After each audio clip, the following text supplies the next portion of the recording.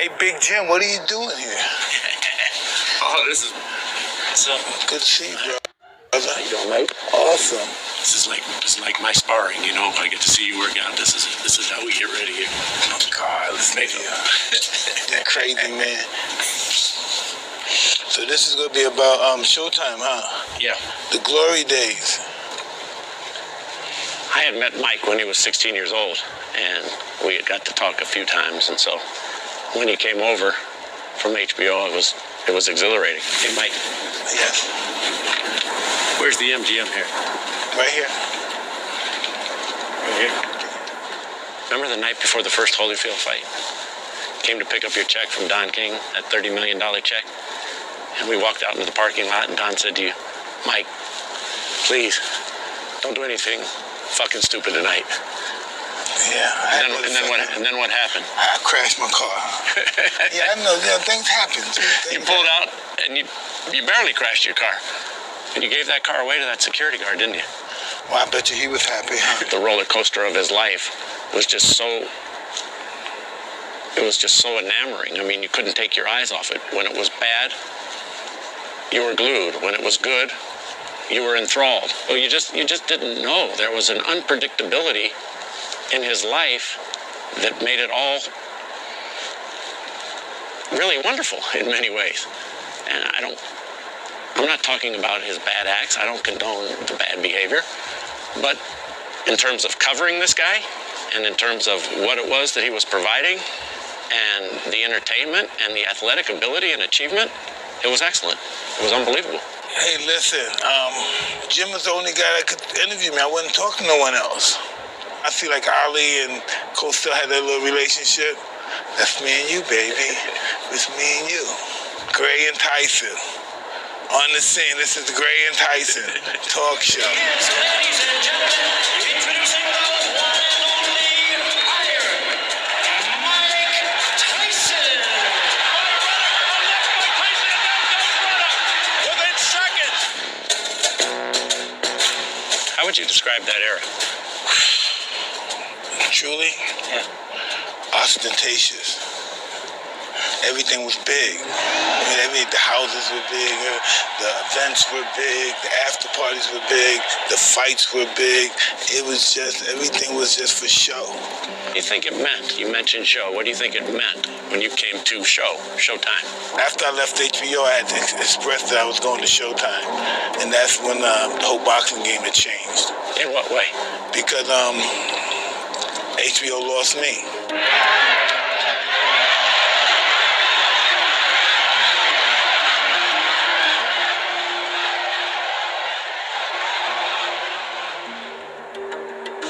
Showtime's role in all of this, as you look back, means what to you today?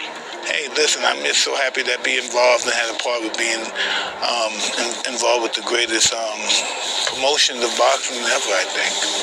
Showtime was giving us more money, giving us bigger deals.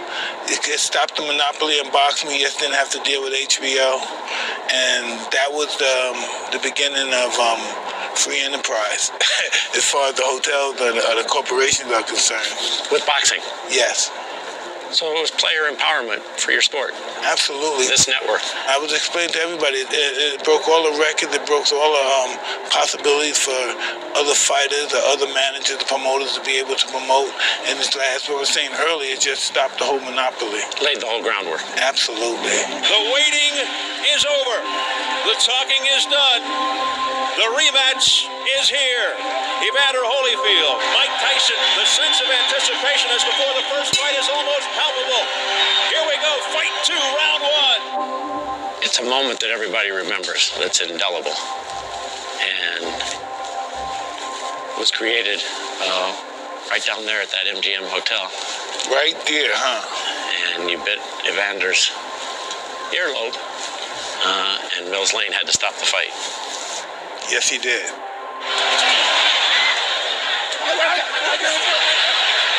happened here? He got bit, I think. Evander Holyfield, look out! He's pushed right here above us, Mike Tyson.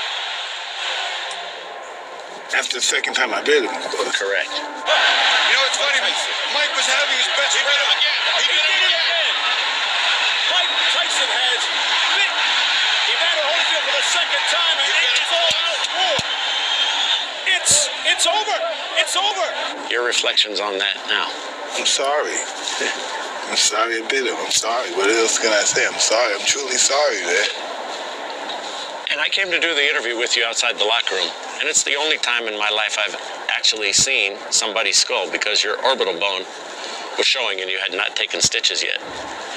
And you were still very raw, both physically and emotionally at that moment. Holyfield is not the tough warrior everyone says he is. He got little nicks on it there and he quit. I got an eye. I got one eye. He's not impaired. He got ears. I got one eye. Big deal. If he take one, I got another one. I'm ready to fight. He didn't want to fight. I'm ready to fight him right now.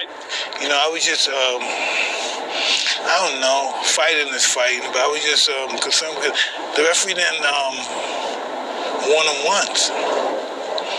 And that's why I was just upset about that. What do you remember of that interview?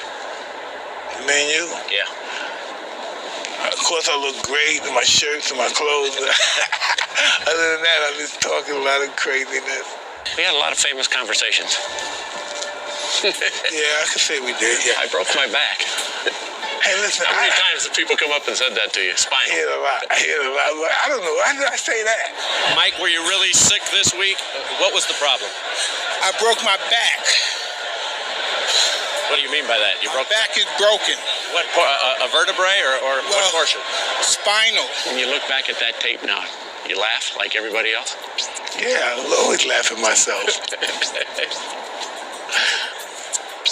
Had a couple of other ones as well.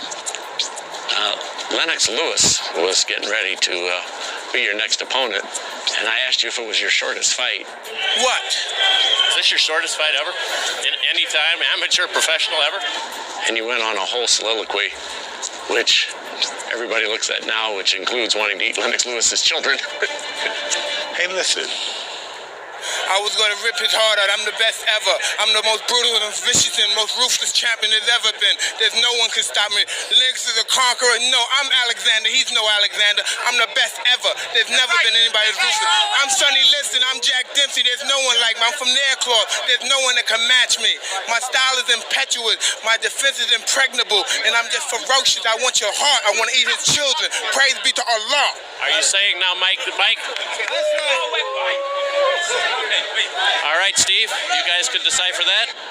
You know, Jim, I don't know why I say the shit I say.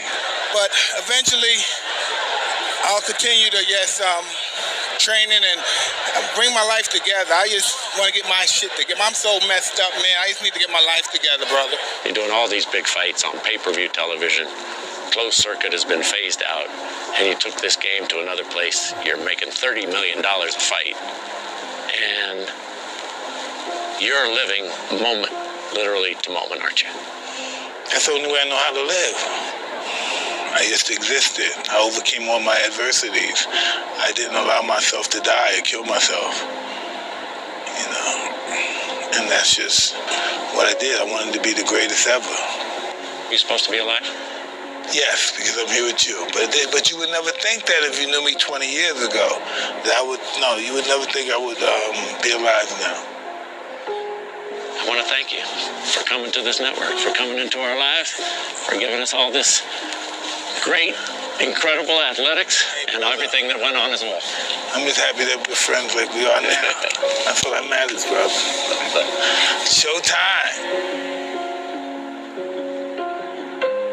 Showtime. All right, Mike, we thank you for your time and congratulations on the fight. Thank you too, sir. Thank you. All right, let's go down to Steve Albert. You know what's interesting? It's because of Showtime. We come from totally different places, totally different backgrounds. We had so very, very little in common.